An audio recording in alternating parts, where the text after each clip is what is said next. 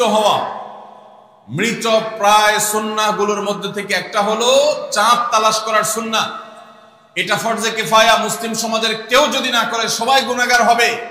এটা খুবই রিস্কি একটা বিষয়, দুর্ভাগ্যজনক একটা বিষয় যে 20 কোটি মানুষের রমজান মাত্র মুষ্টিমেয় কয়েকজন মানুষের দেখার উপর নির্ভর করবে।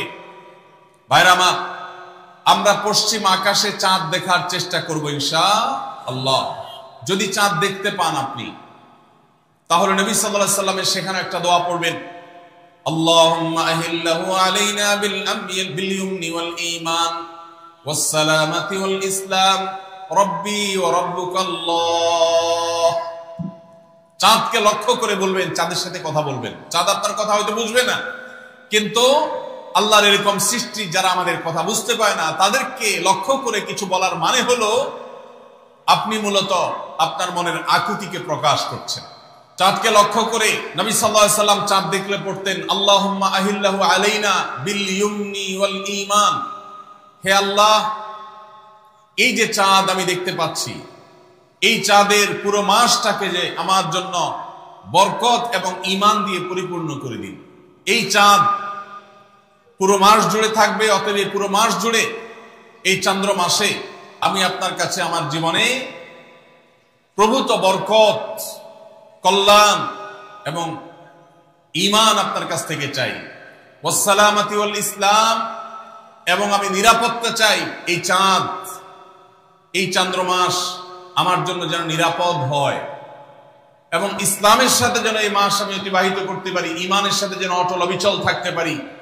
রব্বি ওয়া রাব্বুকাল্লাহ, হে চাঁদ, তোমার সৃষ্টিকর্তা পালনকর্তা আর আমারও পালনকর্তা এক আল্লাহ। ভাইরা আমার, চাঁদ দেখার চেষ্টা করা যাবে তো ইনশাআল্লাহ? সোশ্যাল মিডিয়াতে আপনি চাঁদের খবর খোঁজেন, দোষ নাই, কিন্তু আমরা সবাই যদি সোশ্যাল মিডিয়াতে চলে যাই, পশ্চিম আকাশে চাঁদটা দেখবে কে? দুর্ভাগ্য। মসজিদ মাদ্রাসার ছাত্ররা, ওলামা একরাম, তারাও চাঁদ তালাশ করতে দেখা যায় খুবই কম, খুবই নগণ্য। আল্লাহ তাআলা আমাদের সবাইকে মৃত প্রায় সুন্নাহকে জিন্দা করার তৌফিক দান করুন।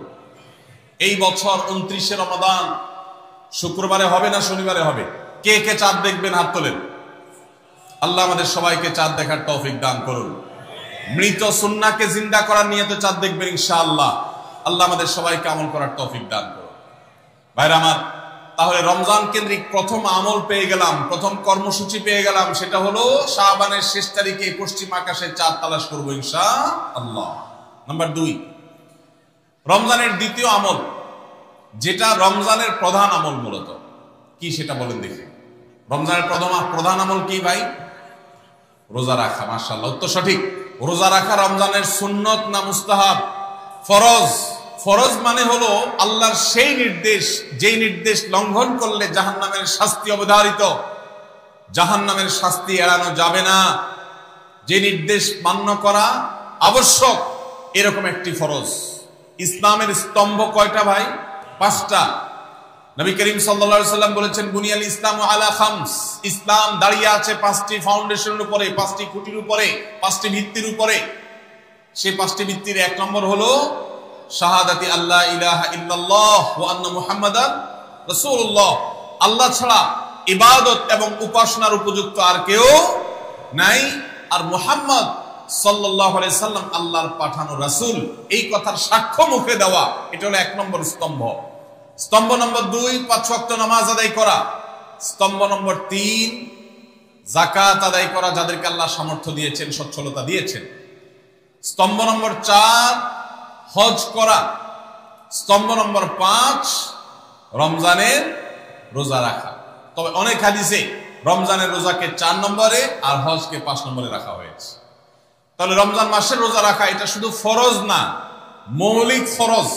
নবী করিম সাল্লাল্লাহু আলাইহি সাল্লাম বলেছেন, যদি কেউ জীবনে একটি রোজাও শরিয়া গ্রাহ্য ওযর ছাড়া কেউ যদি ভঙ্গ করে, রোজা না রাখে, রমজানের পরে যদি সে সারা জীবনও রোজা রাখে, দায় মুক্ত হয়তো হয়ে যাবে। সে কাজা আদায় করেছে, কাফারা আদায় করেছে, দায় মুক্ত হয়তো হয়ে যাবে, কিন্তু রমজানের একটা রোজা রেখে আল্লাহর কাছে যে পরিমাণ মর্যাদার অধিকারী হওয়ার কথা, সারা জীবন রোজা রেখেও রমজানের ওই একটা রোজার ক্ষতিপূরণ করা সম্ভব নয়।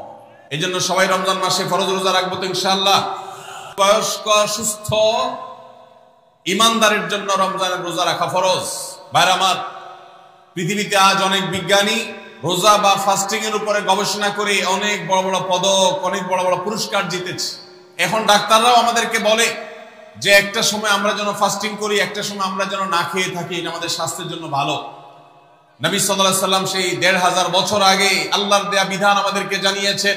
রমজানে পুরো মাস রোজা, শাবানে মুহররমে বেশি বেশি নফল রোজা, সোমবার বৃহস্পতিবার সাপ্তাহিক রোজা, চাঁদের ১৩, ১৪, ১৫ আইয়ামে বীজের মাসিক রোজা। নিয়মিতভাবে এই রোজায় সিয়ামগুলো যদি পালন করি আমরা, তাহলে আল্লাহর সন্তুষ্টি এবং জান্নাত লাভ যেমন হবে, ঠিক একইভাবে আমরা দুনিয়াতে সুস্থ সবল থাকতে পারবো। আমাদের শরীরে অতিরিক্ত যে চর্বি তৈরি হয়, বিশেষ করে আজকের বিশ্ব বাস্তবতায়, এই চর্বিগুলোকে বার্ন করার জন্য রোজার কোনো বিকল্প নাই। যদিও চর্বি বার্নের উদ্দেশ্যে রোজা রাখলে সে রোজা রোজা নয়। আমাদের উদ্দেশ্য আল্লাহর সন্তুষ্টি অর্জন, পাশাপাশি পার্থিব উপকারিতা এমনি পেয়ে যাব। আল্লাহ আমাদের সবাইকে রমজান রোজা রাখার তৌফিক দান করুন। ভাইরা আমার, নবী করিম সাল্লাল্লাহু আলাইহি ওয়াসাল্লাম তিনি বলেছেন, যে ব্যক্তি রমজানে ঈমান এবং ইখলাসের সাথে আল্লাহকে খুশি করবার জন্য রমজান রোজা রাখবে, আল্লাহ তার পূর্বের সমস্ত গুনাহ মাফ করে দিবেন। অনেক যুবক আছেন গ্যাস্ট্রিকের অজুহাতে, অনেকে আছেন প্লাস্টিকের অজুহাতে রোজা রাখেন না। কারো গ্যাস্ট্রিক, কারো প্লাস্টিক। সামান্য একটু রোজা রাখতে যে যুবক পারে না, সে নিজেকে মুসলিম দাবি করে কোন মুখে? মাত্র ১২-১৪ ঘন্টা যে না খেয়ে থাকার মতো চ্যালেঞ্জ নিতে পারে না, সে আবার কিসের মুসলমান দাবি করে নিজেকে? এই জন্য ভাইরা সবাই রোজা রাখবো তো ইনশাআল্লাহ। বাসা বাড়িতে বাচ্চাদেরকে কৈশোর বয়স থেকে তাদেরকে রোজা রাখতে শেখাবেন।